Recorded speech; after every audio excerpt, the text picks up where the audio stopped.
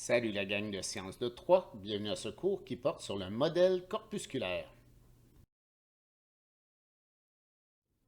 De façon générale, un modèle est une représentation qui rend visible une situation abstraite, difficilement accessible ou carrément cachée.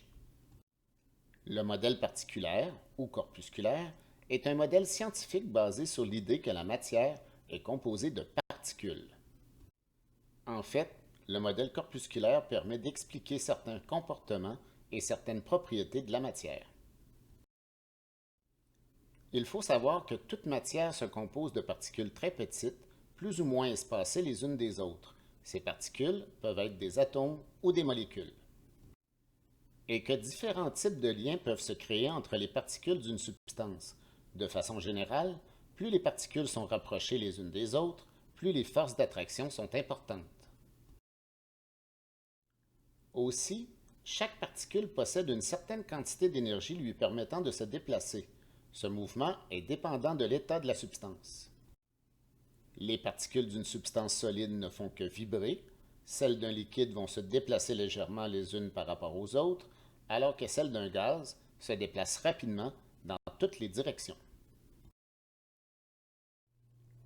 Plus la température d'une substance est élevée, plus les particules de celle-ci vont avoir de l'énergie. Par conséquent, une plus grande agitation ou un déplacement plus rapide des particules peut être observé. Augmentation de la température, donc augmentation de l'agitation. Au niveau des solides, il y a peu de mouvement, seulement de la vibration. Les particules sont compactes et ordonnées.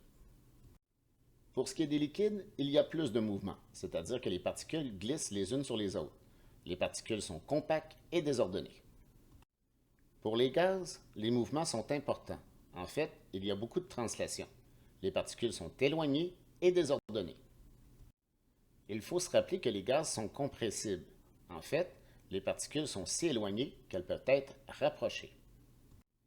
Ici, nous pouvons voir que chez les solides, les liens sont forts, chez les liquides, les liens sont faibles, et chez les gaz, il n'y a aucun lien.